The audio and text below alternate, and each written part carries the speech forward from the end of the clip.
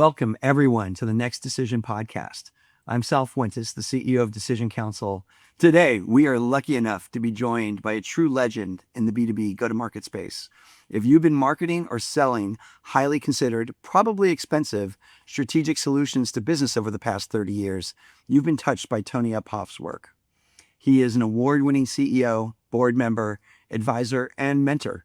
He has specialized in turning around organizations, growing revenue, and transforming enterprise performance.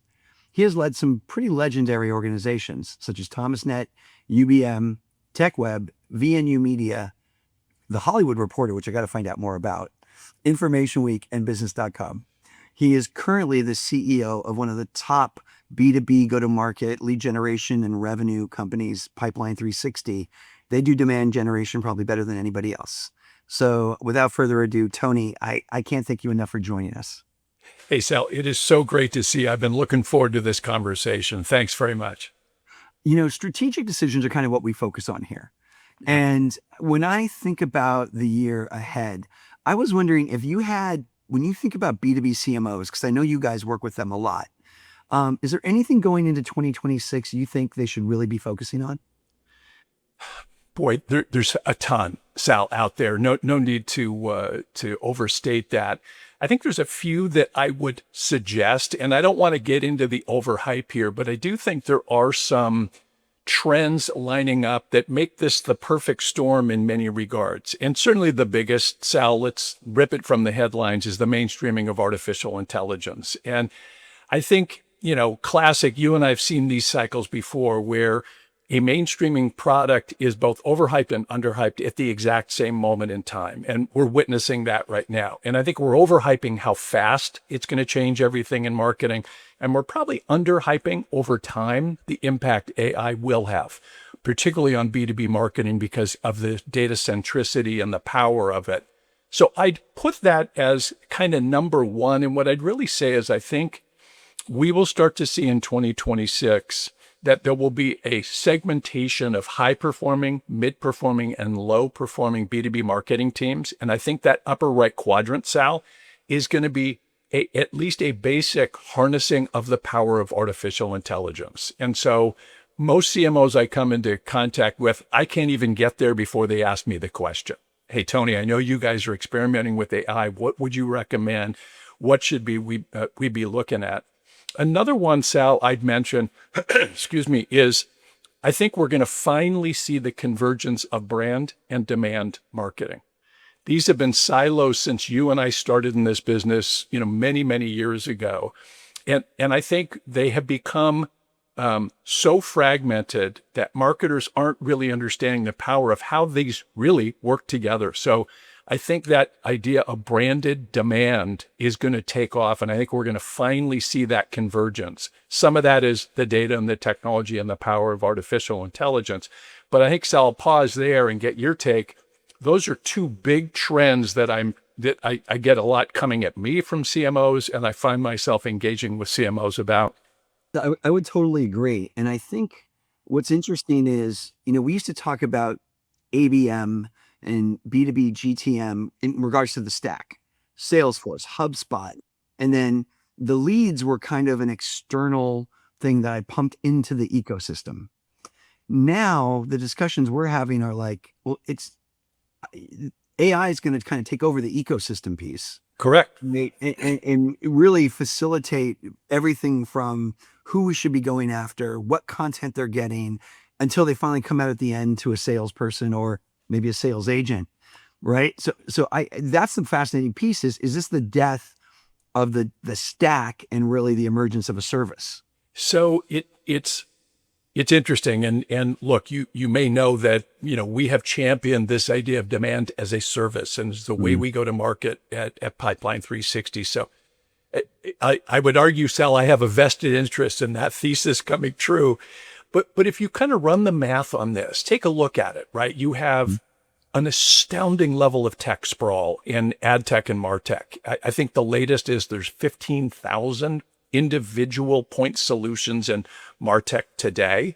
And it is just remarkable. And then you look at those silos that get created based on the adoption of this stuff. And then you throw in intent data and ABM data, all the different things that are swirling around. And I think if we're really, really honest, when you talk to a lot of CMOs privately, they struggle to point to an ROI. And the CFO of those organizations are knocking on their door saying, hey, can you point out exactly what we're getting as a return on that investment? I believe, Sal, that we're going from a software as a service to service as software. Mm-hmm. And in the world we live in, we've translated that strategy into demand as a service. And I think that idea of delivering a service and delivering outcomes and not forcing companies to have this huge tech stack that becomes a labor in and of itself, if you know what I mean. You have to hire specialized people to manage it, and you're spending all this time and energy on it, where I think a lot of marketers have reached the point where they're like, hey, I'm a marketer. I don't have a computer science degree. I didn't sign up to manage technology. I signed up to manage marketing and manage customers. So yeah, I think that shift you're talking about, Sal, is a very big deal. And I think it's going to accelerate in 2026, but I think this is going to play out over a period of years. So you touched on a couple of things there that really fascinate me. And one is the relationship of a chief revenue officer to a chief marketing officer. And we've had a lot of discussions with our peers, and it's funny because not to bore the audience, we grew up in the era of the executive VP of sales and marketing. Yeah. Right. It kind of bifurcated and blew up into the CMO, CRO.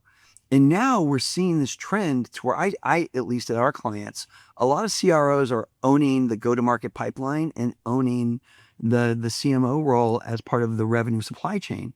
I don't know if you've seen that, but I am seeing this idea that marketing is really part of the whole integrated sales story and managed as such, for lack of a better word. Yeah, Sal, I think, if I go forward, these were coordinated efforts, certainly, and have been for, as long as I can certainly remember growing up in B2B.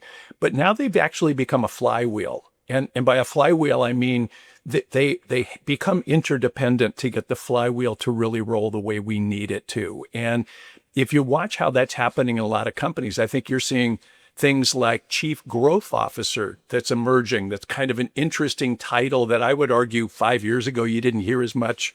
Lately, you're starting to hear it. And is that role that fusion of what you're talking about? I was talking to a company recently who said that they're looking at a functional role. I don't know if they'll use this title, but they call chief churn officer. So this is somebody solely focused on lapsed accounts or accounts that have not been with the business for a while. And I'm thinking that's interesting. And the way they describe it is sort of like beyond customer success, but really focused on engaging with lapsed accounts at a much more profound and executive level. Long way back to your question. I think you will see more of this, but I'm not always convinced it's going to get subsumed by the CRO.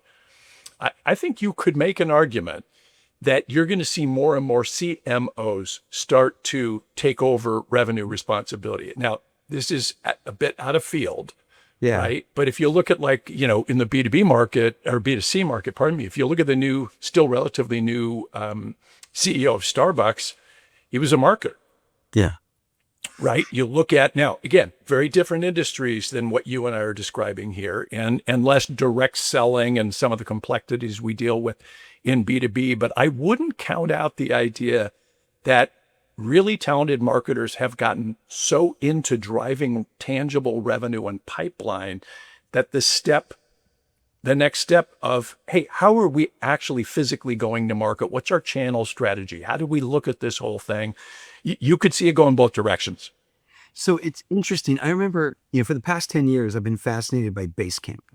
They have this project management software. I think the parent company's 37 Signals, who doesn't have a sales force, doesn't have a success team, right? Yeah. And the entire thing is pipeline created through digital interface. And I think you can do that for a 10K and less software, right? But if I'm buying, $100,000 radiology technology, or I'm buying, $1 million of networking equipment, I kind of want someone to be upset at if it goes wrong, right? Yeah.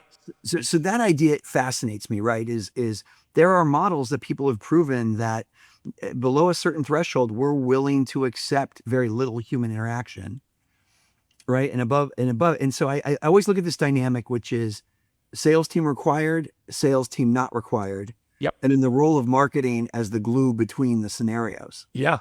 Yeah. Sal, as usual, you're onto something. And I think it's interesting. It could be dollar value. It could be product complexity. There's a lot of interesting things there. I think not unlike my earlier comments about SaaS, where I think everybody SaaSified everything, and some products shouldn't really be SaaSed, if you will, from a business model point of view. I think PLG, product-led growth, has been, like Basecamp, that fascinating to see. But I think we've seen some companies that have attempted to go PLG that frankly really needed a direct sales force. And whether they saw that in their churn rates or other things that were out there, I think you're spot on. And, it's interesting.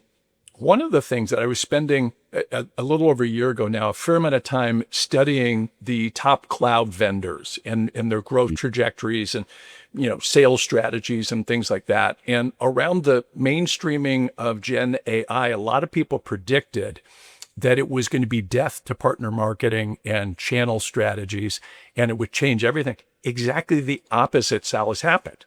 And so they are investing more in channel strategies. They're investing more in direct sales strategies. And part of it is because this remarkable technology really makes most sense when you have domain expertise.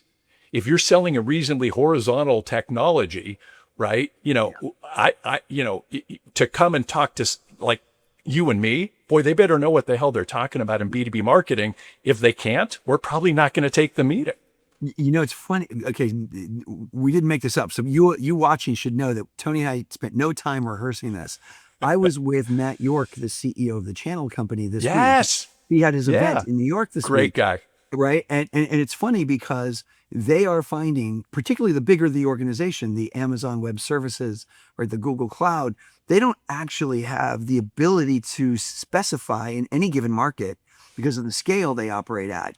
And if they want to go after hotel information management systems, they need a complete channel model, content model, sales lead gen model, completely external of the company. Yeah. And that's fascinating to me that these large platforms. Yeah. And I don't know, Sal, it's one of those types of market trends that as I look back, I think, Tony, you should have predicted this and written about it or called up Matt and said, hey, you're about to get run over with all these opportunities. I didn't see it. Yeah. I really didn't. But now I think, it's, I'll call it a positive unintended consequence of technology. Oftentimes we think it's going to jog us left and it takes us in a completely different direction of value and opportunity. Yeah. I'll finish this thought up with, I was talking to a friend of mine who is about to do a AI startup, and he was talking in terms of very much, I would call the classic demand-based ABM intensify kind of mindset. Yeah. And then I said, that's all done. Like do that exact model, but do it for dentist equipment, right? Like I think the verticalization categories are still ripe for innovation. I think the big bets have been made on the macro. I agree. So let me throw this out. You work with a lot of companies and you touch a lot of different organizations. Is there anybody you think is doing this particularly well? Like you're like, you know what? They really kind of have a finger on the pulse, and they're starting to do some cool stuff. Boy, there's a ton. And I'll tell you, we have our business today is, probably the dominant, what you and I would think of as vertical would be enterprise technology. So we kind of work with, I hate to say everybody, but an awful lot of companies, and then a series of sub verticals by, cybersecurity or whatever it might be. And I think a lot of the mid-market tech companies are doing some really clever work in some of the areas that we're describing here. And, it's no longer a mid-market company, but watching what Shopify did, I thought was really fascinating. And some of the work we did with them, and, they're sort of obvious today. A couple of years ago, it was less obvious what was going on there. I think for a large company, I've been impressed with some of the things that Salesforce has done, and particularly some of the stuff that they're doing outside of the U.S. I think their global marketing strategy has been really, very interesting and innovative to watch what they're doing. I think some of the stuff that GitLab is doing, and I don't know where we'd put them in terms of size of company, but they're doing some really clever, interesting, innovative ideas. And it's interesting. We were talking earlier, Sal, about this idea of, as a service, demand as a service. If you encompass all the components of B2B marketing and deliver the outcomes, one of the things that when we first launched that, we sort of thought, gosh, this is going to appeal to mid-market or smaller marketers. The fact of the matter is it's quite elastic. We're seeing larger companies that have got huge tech stacks and other things, but they like the efficiency and the effectiveness of the model and how that works. A couple of other thoughts in terms of innovative use. Largest category for us is enterprise tech. If we look at the other, we're across roughly about 35 or 36, what you and I would think of as B2B verticals, right? So financial services, business services, healthcare, few others out there. This is going to sound really funny. We have done some work with Invisalign, of all companies. Really? Now, I would love to tell you, we were such a great sales and marketing organization. We called on Invisalign and, it came at us. But they were doing some interesting work, and I'm learning a little bit about that work. But instead of purely orthodontists, prescribing Invisalign, dentists have access to this remarkable technology and capability as well. And so Invisalign is marketing more broadly to dentistry groups and things like that. And it's been kind of fascinating to watch some of the things, that they've been doing. And then last point I would make is more just the format. We've just seen some remarkable experimentation in what we call branded demand, which is taking highly programmatic display with advanced CPL-based, content syndication across the same data set and launching that. And that has been fun to watch. And we've seen a ton of companies do some really interesting things in that area and see some great performance out of it. So I'm going to use that to bridge to you a little bit personally, because you probably didn't see Invisalign in your client, future when you were, Not back on my bingo card. When you were helping Novell sell NetWare and 3Com sell Ethernet cards, right? Yeah. So much of your career has been in the B2B go-to-market space, right? And I always, for those of us who are old enough to go on this journey from kind of what I would consider content centricity to audience centricity to data centricity. Yep. And now, whether it's intent data or surge data or whatever, we've become kind of data obsessed. What's kept you in the game? What about this space continues to hook you back in when you be on a boat in Newport? Yeah. Some days I wonder about that, Sal. But I think, to be honest with you, I never lost the curiosity. Early on in my career, I had fascinating, you talk about the road less traveled. I was at a little rep firm trying to get into the media business. I wanted to be a publisher. Back then it was a magazine driven world, and that was the pinnacle of the world. And I wanted to move to New York and be a magazine publisher. That was the far right quadrant for me. And I was at a rep firm, and I got two job offers. One was to go into a B2B company, CMP Media, if you remember the legendary CMP Media, as a sales rep. And the other was to sell ad space for Sports Illustrated. Ooh. And I'm looking at this, I'm thinking, man, very different paths here. And back then, I guess it was called Time Warner, was a big deal. CMP was a small family-owned company, or certainly smaller. And I made the wildly strategic decision that the CMP offer paid $10,000 more a year. So that's where I ended up going. But I'll be honest with you, I think intuitively, Sal, what I understood was the complexity around the B2B stuff, because I had been doing that at this rep firm, just fascinated me. I'd be sitting in front of someone like you, be a CMO of a company. I'd be like, how did you know that? Walk me through that. What do you mean by channel? How does that work? How do you know, what type of ads to create? How do you work with your agency? How does the sale go down? How does pricing factor in? And in the consumer space, that was far, far removed from the sale of the advertising. And as my career progressed, I think, I always just felt like, as I came up and I became a publisher, I always felt like I was helping build these companies. Yeah. I look back in those early days at Ziff Davis and other things. I'd like to think we helped build the PC industry as you know it. And so did IDG and other companies.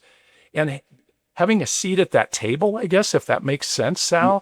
It does. It's funny because everybody talks about kind of Jobs and Michael Dell and Ted Wade of Gateway, right? And those guys.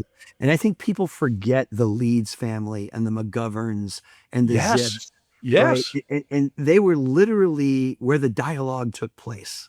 Absolutely. Right. And the dialogue took place in this atmosphere. And it's interesting because, one of my questions for you that I was going to close out on was, where do you get your decision fuel? And I remember like going through the Computer Reseller News and eWeek and going through and just saying, like, I know my competition's reading this, I better. Like, and it's like, where do you get that fuel these days to be like, I've got to be able to discuss this with the people at the right level? Yeah. Well, look, I don't want to be gratuitous here. I follow people like you. I really do. I follow people who have been in the game for a while, and I don't, that doesn't mean people that are new to it and just starting podcasting or stuff on TikTok or whatever around B2B marketing. But to me, being able to hear from people who have a sense of the perspective, I've seen this trend before, but this time it's different, or give that perspective to it.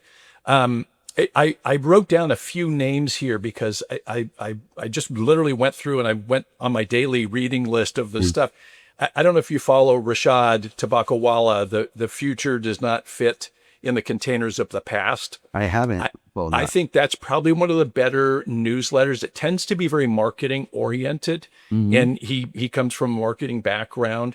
There's a newsletter called GTM Monday from GTM Partners that I always find one or two little kernels of something in there for kind of investment stuff, to pay attention to markets. I follow Madison and Wall. It's a Substack, and it basically does like ad forecasting and kind of more macro, trends and stuff like that.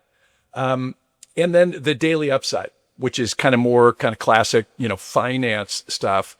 And then Sal, probably, you and I were catching up and comparing notes on mutual friends.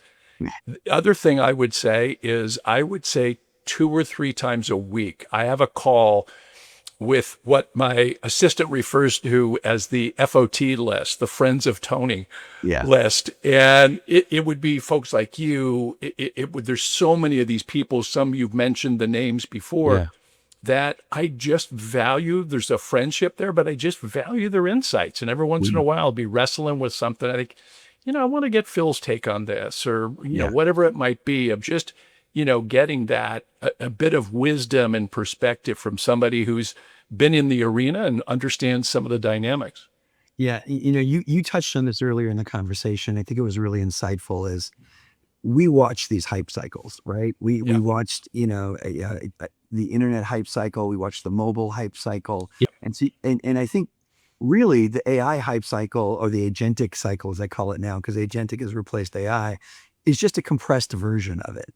Absolutely. Right. We've seen the conversion, the compression of it all. But I think to your point, I find the network to be the most invaluable. Because just to your point, it's the combination of historical reference to another mega trend. So let's click. By the way, thank you for being so generous with your time. This has been great. Let me close with this. One of the reason the name of the company, we named it Decision Counsel, was literally our belief that a good decision may be the most powerful thing that drives the company forward.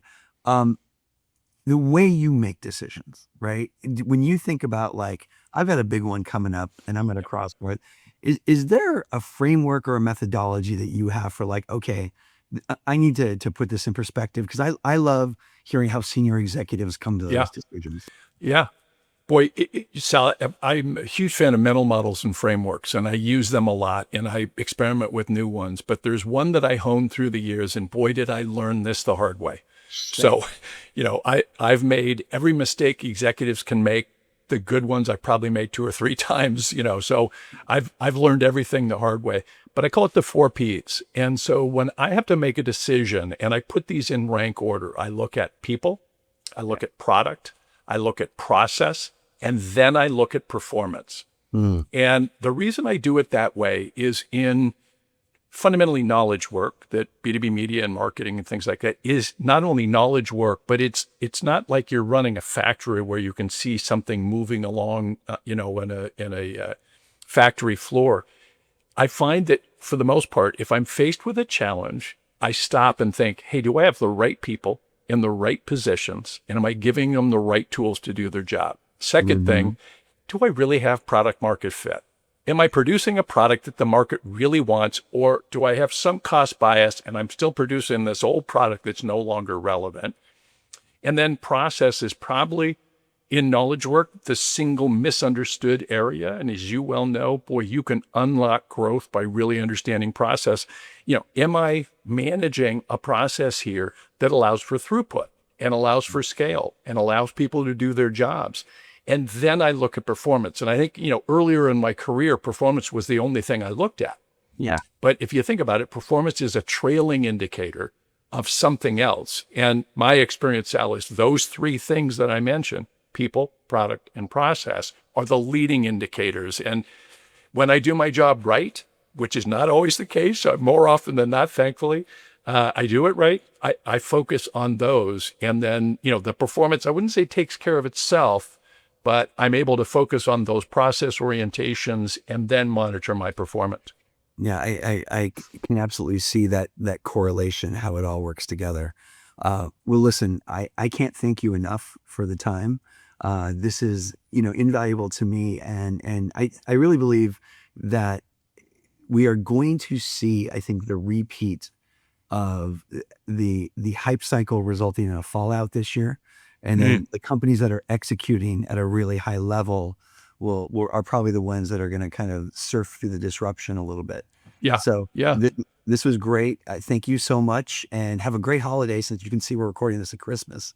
Yeah. And, we'll catch each other on the other side of the year. Look forward to it, Sal. Thanks again for having us on. Really appreciate it. Thank you, and take care.